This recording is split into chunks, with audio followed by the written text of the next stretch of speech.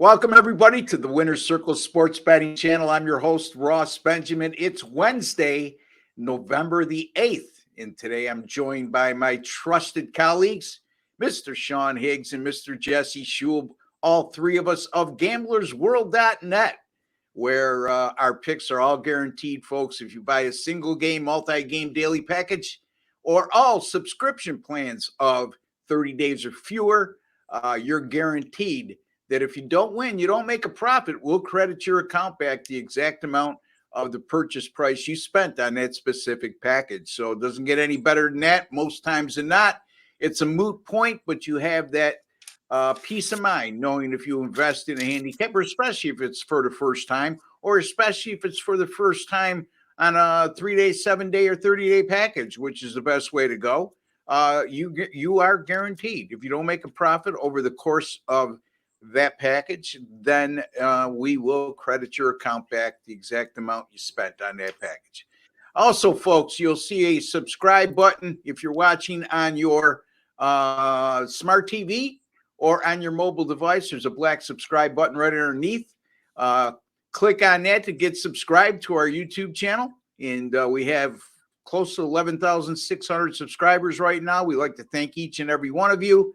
But we're always wanting more, and hopefully if you've been watching these shows, you're obviously interested in sports betting. Why not subscribe? It costs you absolutely nothing. Now, if you're watching on your PC, you'll see a WC logo in the bottom right-hand corner of your screen. Just click on that. That'll get you subscribed for free as well, folks. Never going to be a charge, okay? So it doesn't get any easier than that. And I'm going to ask you to take one step further. Once you subscribe, or if you've already subscribed and not done this already, I would highly suggest you do this. Go into your YouTube settings and hit that alert and notification bell for the Winner's Circle Sports Betting Channel, and you'll be notified right away upon all of our podcasts going up on this great channel. So thank you again, folks, for all of you who subscribe. For those who are new, welcome aboard. Jesse, how are you, my man? I've seen better days, Ross, but, all part of the business. Take the hits and keep on coming. Sean Higgs, how are you, my friend? All right. What are we doing? We got a little rocky out of college hoops. I'm 6-11 in college basketball, and I have 8 games out of those 17 that could have gone either way. So that's where I am, a couple games under 500. I'm half-point losers. Wonderful. That's the way we like it. We like those little half points. What's happening here? Getting what are you gonna do? Well, you know what? When you're a volume handicapper, the smallest violin playing for yeah, it happens. There's nothing worse. I'm not worried. I had that all September with college and NFL. And if I bet 15 games a day, I wouldn't be worried about it either, Sean. I wasn't worried, and now we're, leaderboard worthy in NFL and college football. So I'll take a couple lumps. It's all right. And one day away from being on top of are in the positive with college hoops, right? Exactly. One good Saturday away. Yeah. So there you go. I mean, Sean is a volume handicapper, so 6-11's get him not be deterrent to him. He's going to keep firing away. And again, folks, he's a volume handicapper to wins. So you're going to have streaks like this, which is very important that you exercise strict money management when you deal with a handicapper of Sean's caliber. Even as good as he is, you need to exercise proper money management because of the volume of plays he gives you.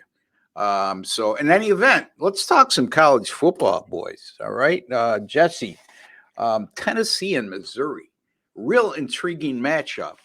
Tennessee, both ranked teams. Tennessee, right now, is a 1-point favorite at Missouri, with the total being 58. I know you haven't been high on Tennessee all year, despite their winning record.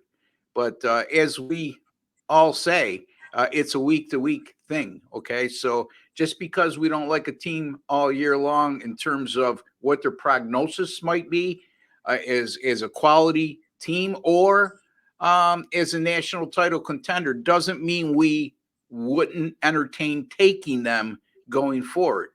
But I can't speak for you. You can only speak for you. And Sean, well, he just speaks. Anyway, go ahead, Jesse.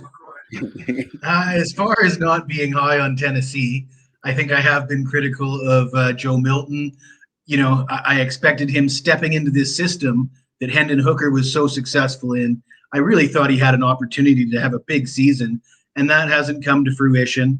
But, I got the same sort of feeling I had about Jalen Milroe last week.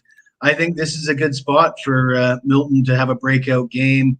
I think it's a good spot for Tennessee. I like Tennessee in this spot because last week Tennessee had a cupcake. They ran over UConn. They were up by 30 or 40 early, which probably means all the starters come out and the backups come in, second and third stringers. Nobody gets beat up. Nobody gets injured. That's exactly the opposite for Missouri. They're on the road at Georgia. Brady Cook's getting sacked 3 times, throwing 2 picks. The biggest concern for Missouri is Luther Burden left the game, comes back in. He's limping around, not very effective when he came back.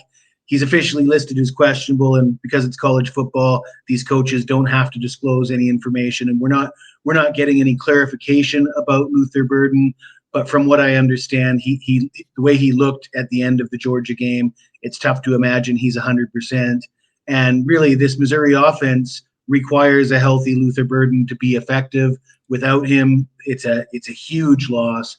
And Tennessee's defense is lights out right now. I mean, Tennessee's offense has been a little lackluster, but their defense has been great. Missouri's overachieved this year. They weren't expected to be 7-2 at this point. And, you look back and you see some of the games they've won, the Kansas State game, a 62 or 65-yard field goal or something along those lines to upset Kansas State late. They haven't beat any teams as good as Tennessee, in my opinion. So this will, if they could beat Tennessee, that would certainly be something that they haven't shown us to date this season. I just think spot-wise, a bit of a letdown spot after getting beat up by Georgia and facing a Tennessee team that isn't coming off a bye, but the next best thing after facing a cupcake. So for me, Tennessee -1 is the play. About the money line, would you rather do the money line on this if you're laying just a point, or would you do it? Does a bear poop in the woods, Ross? 10. I think so. Yeah, I would. I'm sure. I'd rather take the money line. Mr. Higgs knows a couple bears that don't. Anyway, in any event, Tennessee -120 at Missouri. You got to love the NCAA. They'll take 1% of the revenue from all the betting on their sport, whether it be football or basketball, but they still don't put a mandate in that resembles the NFL in terms of listing injury reports and being more forthright and transparent on the status of certain individuals other than a questionable or doubtful or probable, but they never update that. You get that on Monday and it never gets updated unless you're reading the team newspaper in that particular city where they get covered. You're very unlikely to know what's going on until game time. But in any event, Sean, your take on this game. Yeah, Sean, this game jumped right out at me when I saw Tennessee being listed as a favorite on the road against what I deem to be a even matchup. But, Luther Burden is a big-time receiver, number 5-star recruit, game breaker. How does this affect the way you look at this game? I'm not like Jess said, Milton is not a guy I want to be a favorite with, whether it's 1 point or 7 points. But they have played better. I know a couple early season we were fading them on the road in Florida. They lost that Alabama game. They were, that's not really a bad loss the way Alabama's played lately, right? I mean, they're up 20-0 in that game. You followed that up with a win over Kentucky on the road. Something knows. I want to take Mizzou. I shouldn't say I want to take them. I kind of lean Mizzou just because of Joe Milton. And you play over your heads all year. It kind of feeds off of everything, right? I don't know. I mean, I don't have anything on this game. You're off a loss to Georgia. is it really bad when you lose to Georgia at Georgia? No, especially when you're a You know, competitor. but But you're the also bot, it's a game you were in. You were yes, in it, and uh, it's kind of a close loss, right? I mean, you were right there yeah. to the very end. And I was 24-21, and then a couple field goals, and then it's lost. So it's not like it was a blowout where it's like, whatever, let's go through the motions. They're fighting to win every second of that game. I don't know what they have in the tank. Maybe an under. Maybe an under. All right. All right, but the official pick from Jesse is Tennessee minus 120. I agree with Jesse. I just think this line jumped out at me with Tennessee being the favorite here. In terms of Missouri, I agree with you, Sean. They played really, really well at Georgia last week, but they expended a lot of emotional energy. All right. And, with that win against Georgia, they were putting themselves right in the thick of the SEC race in a major bowl game, possibly, if not the playoff if they won out. But that's all subsided. There's going to be, I think, a little bit of an emotional letdown, even though they're playing at home. So I agree with Jesse. Anyway, Jesse, the NCAA is a hypocritical organization, but you're not. I know that. And tell the folks what you got coming up. Yeah, Ross, you can't say that I haven't been forthcoming and straightforward about my recent slump the last few days and weeks. But I want to talk about long-term success. And I did post on Twitter this morning a decade's worth of winning in college basketball.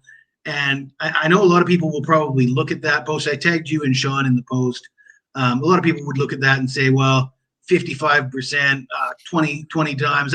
How good is that? 10 years and all you got, that's all you got? Well, you beat the bookmakers for 10 years and you got it documented and you can show. I showed the screenshot right from Sports Cap. Yeah, you could go to the site. They'll show it to you. I just don't think there's that many people that can say they beat the bookmakers for 10 straight years. No. So I hang my hat on that. As much as it gets you down in the dumps to be having a bad week and a bad couple weeks, when you look back and you say I beat the bookmakers for the last 10 years with college hoops, and college basketball just started, and I was on Sean's show yesterday giving out winners with college hoops, and I won my only pick on USC yesterday. I slipped up in yesterday's show saying UCLA because I was distracted because we were talking about which university I went to, but it was USC, and so I'm feeling good about college basketball starting up. I'm feeling good about long-term records and ending this slump and getting back on track. So that's where I stand, Ross. Very good, Jesse. And look, if you don't think 55% is good, folks, over a 10-year period of time in college basketball, and I'm preaching to the choir to Sean on this because we've had this discussion at length several times. And look, if you go 55 and 45 over 100 picks, all right, that's exactly 55%. If you on college basketball, if you use an average money line of minus 110, I think most people would say that's fair. That's a $450 profit over 100 picks. Jesse, how many picks do you think you've made in college basketball over the last 10 years? 737 wins, 607 losses, 55%. I will mention though, Ross, I do play some money lines in that, so it would have been more profitable if it was all minus 110, but we're probably looking at an average higher than minus 110 for those picks. Okay. All right, that's fair. And but still, if you do the math, folks, okay. So if your average is even 120, okay, we're talking 45, 20 in the instead of 450, it's 9. You're still making a great profit over that amount of picks at that win percentage, right, Sean? Well, I don't understand. Again, like I said yesterday, people are all about shiny objects in front of them, like squirrels. Like, look at this. They frown on 54, 55, 56%. I don't care. Go ahead. That's why Jesse's still here. That's why you're here. That's why I'm here. That's why people just chug along and we'll get arrows flung at us for 55%. I do not care. We're doing what we want to do. They're doing whatever they got to do on top of betting. So I think we're doing all right with ourselves. I mean, since August 4th. And he gave out Gulf Coast yesterday, midday money, Florida Gulf Coast, and he gave it out the day before, and I agreed with him. I'm like, yeah, Gulf Coast. I had it myself too. Florida Gulf Coast there. I mean, there you go. I mean, here's the thing to look at in college basketball early on when you see a fishy line. Indiana was what? Just 11-point favorite, Sean, in that game? Okay, yeah, it was 13 and went to 11. 13 to 11. Your antennas should go up. Florida Gulf Coast going to Indiana. The line opens at 13, comes down to 11. Even at 13, your antennas should have went up. You know, you got a small school like that playing a traditional power from the Big Ten on their home floor, and you're only an opening 13-point underdog. Come on, folks. You got to stop. The team A beats team B, and team B beats team C, and team A should beat team C philosophy that a lot of you use out there, and we've seen in the course of the comments throughout our archives and our videos. Stop already. All right. My antennas were up with that game because Florida Gulf Coast was bringing back all their starters, and they were all seniors. Yeah, there you go. And I've got a similar angle on another game that's posted right now at gamblersworld.com if you want to check that out. Well, there's a game tonight where a team from a small conference has all 5 starters coming back. They were just 14 and 19 last year, but many of those losses came against their early non-conference schedule, and they're only a 1.5-point underdog. So do your homework. There's a very sneaky good spot there. In any event, Sean, Texas Tech and Kansas, 2 teams coming off very impressive wins. Kansas right now is a 4-point favorite. The total in that game is 61. What do you got for us, my friend? Yeah, I'm not overthinking. I got Kansas myself. I know it's moved up to 4. How is Texas Tech going to slow this team down? The only team that's slowed them down was Texas. They gave 14 points. Everywhere else, they're putting up over 30 points a game. And again, I've been against them a couple times thinking, are they going to be able to do it here on the road? Can they keep it up? Yeah, they have. I mean, what have we seen out of Texas Tech that thinks they're going to hang within 10 here? You lose at BYU. I mean, how bad's BYU look at times this year? I mean, they were gifted a couple wins. Otherwise, they look atrocious. I mean, you lose there. West Virginia, who I thought was a borderline MAC team. You go on the road and score 17 points there. How are you competing with the teams going to put up 35 today? Kansas is going to put up between 33 and 38. That's it. And we think Texas Tech's going to score 30 here? No way. Not happening. Take Kansas. Don't overthink it. Team total. Whatever you want to do. Jayhawks. Rock, chalk, Jayhawk. That's it. I got nothing to say. I mean, Texas Tech is not good. And that's a team I was kind of high on. Like, wow, they were like number 2 or number 3 last year in Big 12 offense. I thought, here come big things. Yeah, it started with Wyoming. 17-point lead gone in first quarter. Oregon game. And that's what you do. When you're a bad team, you find ways to lose, and that's how you lose to Oregon. I mean, ridiculous. Ridiculous. 13 points at West Virginia. Forget Texas Tech. It's over. Jayhawks are back. It's bad. They're a football school now, Kansas. Yeah, well, they're getting there anyway. They're off 2 impressive wins against Oklahoma and Iowa State. Iowa State, I had them at Iowa State last week. And Iowa State was playing good ball going into that game. They lose at Oklahoma State 39-32. That was a red-hot Oklahoma State team and continues to be. And they had a lead going into the fourth quarter, I believe, too, there. Yeah. And the Texas game, you can give them an excuse. That was on the road. So, yeah, I mean, to Sean's point, they've been scoring a lot of points and piling up a lot of yards against everybody, but the exception of Texas, where they only had 14 points and 260 yards. And that was Texas good early Tech. Texas. That was good early Texas. Healthy Texas team. Well, they were really good Texas last week. I know that. Anyway. Yeah, but they got a backup quarterback. I'm saying from the standpoint of. I got you. Texas with Quinn Ewers. I mean, yep. You're right. You had beaten Alabama. There was no let up. West Virginia being a borderline MAC team is delusional, but But That's they've you. improved. But when I see, listen, when you see a Big 12 team with 4 different coordinators in 4 years and 4 different quarterbacks in 4 years, I'm not expecting that team to be good with a new head coach.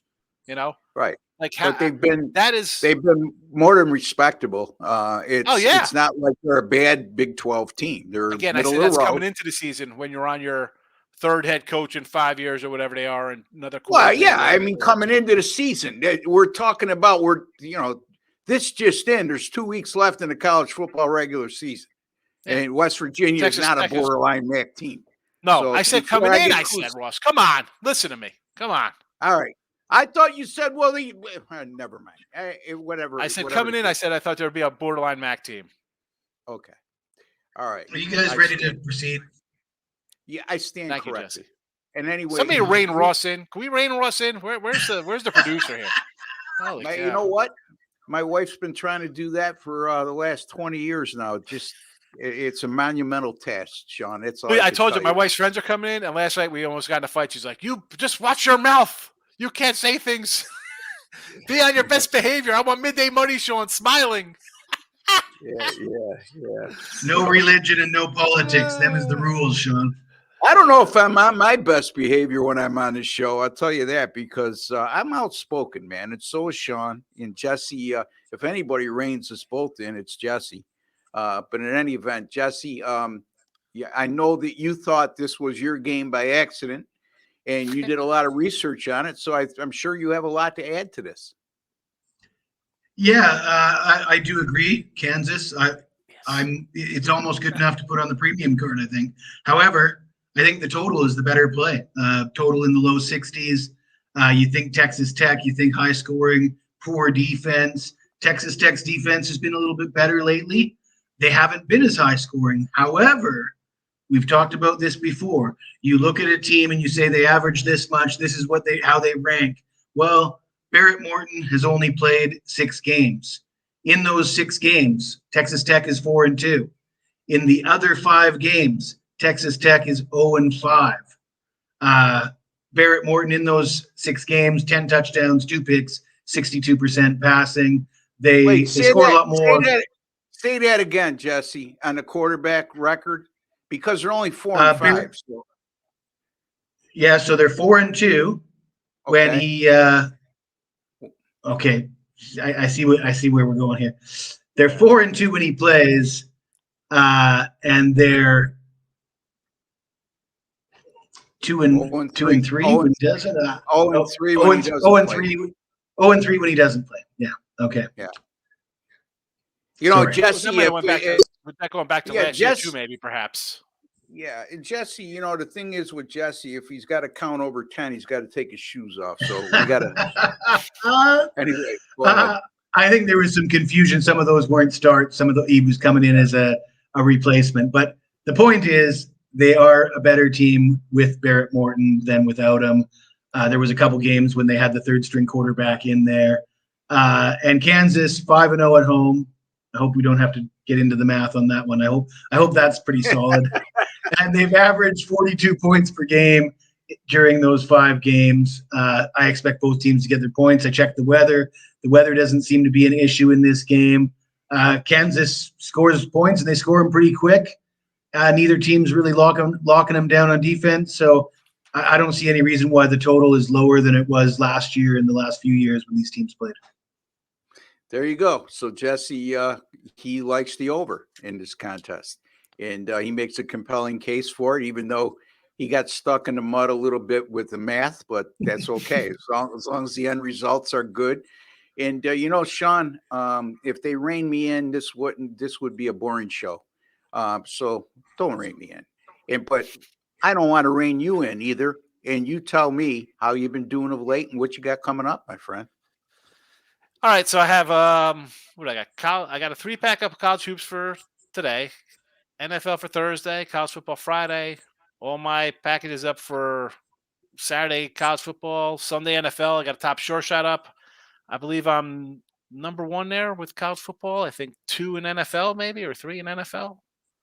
And in limited NBA and NHL action, I think I'm up there too with the 1 or 2 in no sports. So I'm doing pretty good so far. Again, 6-11 college hoops. all right, whatever. The other ones we're grinding out. We're making a little bit of money. So again, and I'll say for these guys too, weekly passes or like a 3-day weekend pass, you get definitely more bang for your buck, more plays. I mean, for me, you're going to get plays all the time anyway. But even on my show, folks, one day doesn't make or break us. We say that all the time, right? We're all about looking at the long end game of a season of plays. So Yeah. you want some action? I got you covered. I have I don't know, I think like 5 or 6 college and about 8 NFL up, bunch of totals. I'm pretty good on 75% of my totals, something along those lines. So Yeah. see how we do. Another day at it. Absolutely. And, folks, it's really hard for us who do all the major sports, being college football, the NFL, college basketball, the NBA, Major League Baseball. What did I miss? I don't know. But in any event, in Jesse's case and Sean's case, the NHL as well, which I like to dabble in a little bit. But it's very hard to be firing red hot on all sports all the time.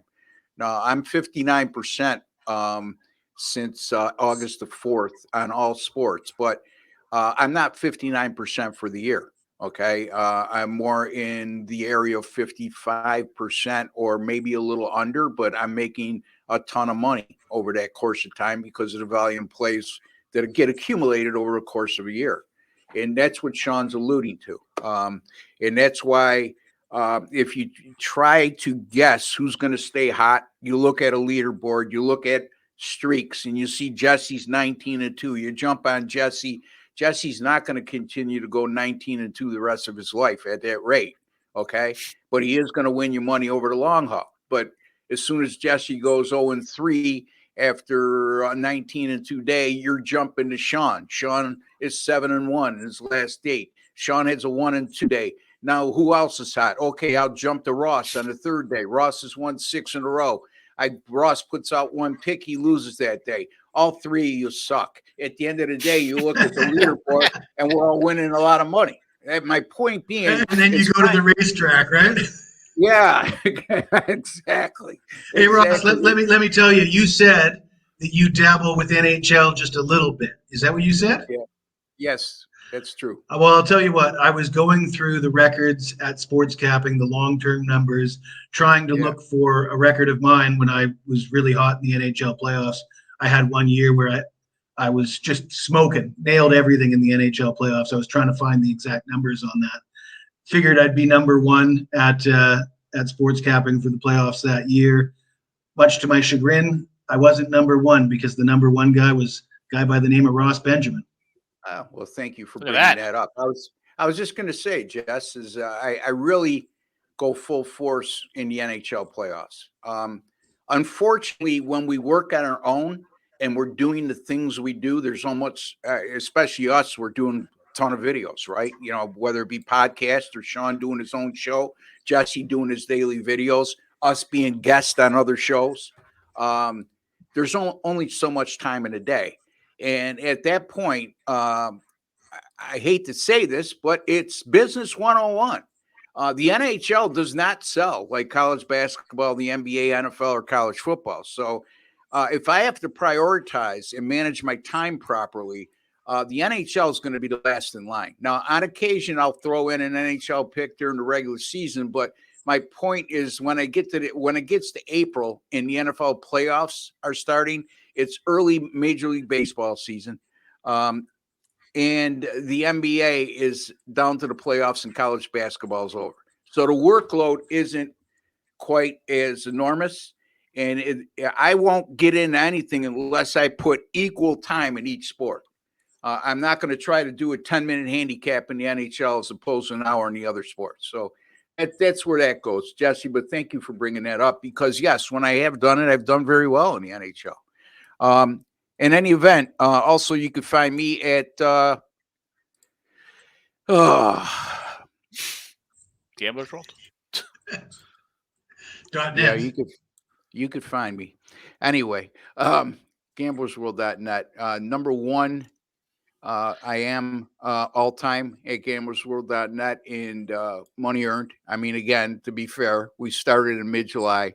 Number two over the last 60 days. The only guy better than me over the last 60 days has been the Red Hot Chip Chirimbas. So, and these guys here, Sean has been tremendous over the last 30 days, last 7 days. And I'm not sure if he's on a 60-day leaderboard, but if he's not, he's number 4 or 5.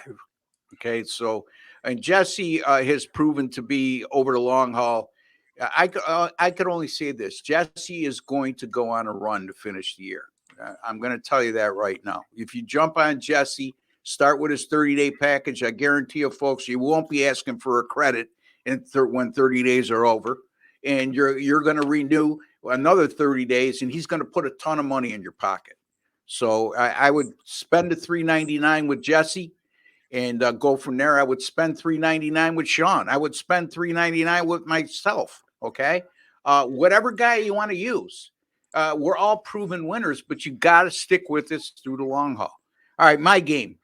Let's get to it and move on. USC and Oregon. USC is just flailing right now. They started the season 6-0. They've lost 3 of their last 4. Their defense is horrible. Their only win in the last 4 came at Cal. Cal, by the way, is 1-5 in conference play and 3-6 overall, and they beat Cal 50-49. They barely got by. Cal missed a late 2-point conversion that would have won the game.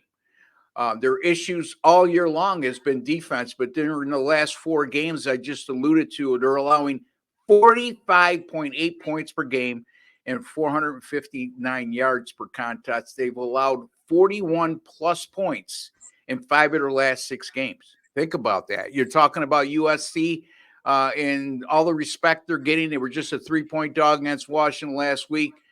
Their offense, again, played a hell of a game, but they lose 52-42 because of their defense. And they're going to be facing an Oregon offense, number 1 in scoring, number 2 in total yards, number 10 in rushing, number 3 in third down percentage conversion, number 4 in passing. That's not in the Pac-12. That's nationally, folks. And Oregon doesn't beat themselves. 4 turnovers all year long. The difference between these teams, more so than anything else, is the ability to get stops defensively, and Oregon is far superior in that regard. They're number 11 in total defense nationally. They've allowed 19 points or less in 6 of 9 games this year. I'm not implying that they're going to hold USC to 19 or less. Is it possible? Sure. But chances are USC is going to get their share of points. But when it comes to critical times, Oregon is going to get the stops when they need to. And I think that this game will stay close for about a half, and then it will snowball on USC going into the second half. And we're going to see Caleb Williams, who's a great quarterback, but he's the bottom line with Caleb Williams, as I see it, and I'd be interested to hear these guys' opinions, is the fact that because of his defense, he's forced to feel like he's got to score on every possession, and the weight of the world is on his shoulders. And as a result, we've seen this more this year than in years past. He tends to force plays, which leads to mistakes, which he hasn't been. He's made mistakes in the past, but not at the rate he's made, especially over the last 4 weeks. So again, turnover differential favors Oregon. Defense favors Oregon. USC, as good as their offense is, Oregon's a tad better. And Bo Nix right now is the better quarterback when comparing it to Caleb Williams. Now, who will be the better pro is another story, okay? But as we sit here right now, in the offenses they're playing in, Bo Nix has had a far better year in my estimation. Maybe not far better, but a better year. Anyway, Sean, I like Oregon, by the way, minus 14 over USC. I would lay 20 with Oregon. I mean, What are you doing with a team that's down? You kick them. Put them out of the misery here. USC, I mean, I watched it last week. USC has no defense. You lost to Washington. You nearly got picked off by Arizona. Cal almost got you. Notre Dame got you. Utah got them. There's 0 defense. And here comes, as you mentioned, the Oregon offense. And I think they've won 4 or 5 against these guys. It's not like USC's like, oh, USC's coming. Oh, no, it's Oregon. I mean, I want to say this could be like another 50 to 40 game, 55-38 or something. Caleb Williams. I agree with you. The guy forces things. You have no defense. You got to score touchdown every possession. You're forcing. I get it, but I don't know. Like the whole thing's like, oh, he's so upset, he's crying. Why are you crying in that game? You've already lost 3 other games this year. I mean, like, what? Why are you upset in that game? It's not your fault, guy. What are you doing? Yeah, well, that goes back to what I was saying, Sean. He's putting so much onus and he feels like he has to score on every possession with that defense. Oh, and then you get rid of the defensive coordinator. Like now the defense will just flip on now because it's not about if you had a bunch of playmakers, someone would make a play, right? We always joke like just make a stop. Oh, I can't believe they couldn't cover this. Just make a stop somewhere along the line. Defense make a stop. I thought Washington could make a stop against USC. They did. Oregon is definitely going to be able to make a stop or 2 or 3. I mean, and then you're going to have Williams making a dumb throw because, oh, look at this. We're down 28 to 7 here. Something happen. Let me force it in here. Happen. It's a tip ball, pick 6 going the other way. It's over. And I thought USC, offensively, you looked at them. Yeah, great. But if a team is down, kick them, says Sean Higgs. I don't want to kick them. I put your foot on the throat. End it. Let's go. And Jesse, when I make a mistake on air, which happens on occasion, we all do, Sean doesn't have any problem with kicking me either. So what's your take, buddy? Well, death, taxes, and Lincoln Riley's defenses always seem to suck. You look at what happened to USC when they played Notre Dame, and Oregon's got the big bad defense, and they've got a quarterback right now that's serious contender for the Heisman. If Bo Nix puts up big numbers and a big win over USC, watch out because Bo Nix could be right in the Heisman race. I think this Oregon team is probably still better. I know they lost at Washington, but I still think on a neutral field I'd be taking Oregon. And more capable of blowing out USC, especially at Austin Stadium, tough place to play. And the other thing is mental toughness. Caleb Williams, I saw it when he played for Oklahoma, crying at the end of games when things don't go his way. There's no crying in football. I'm not saying that men can't cry because they can, and I have, but not over a football game.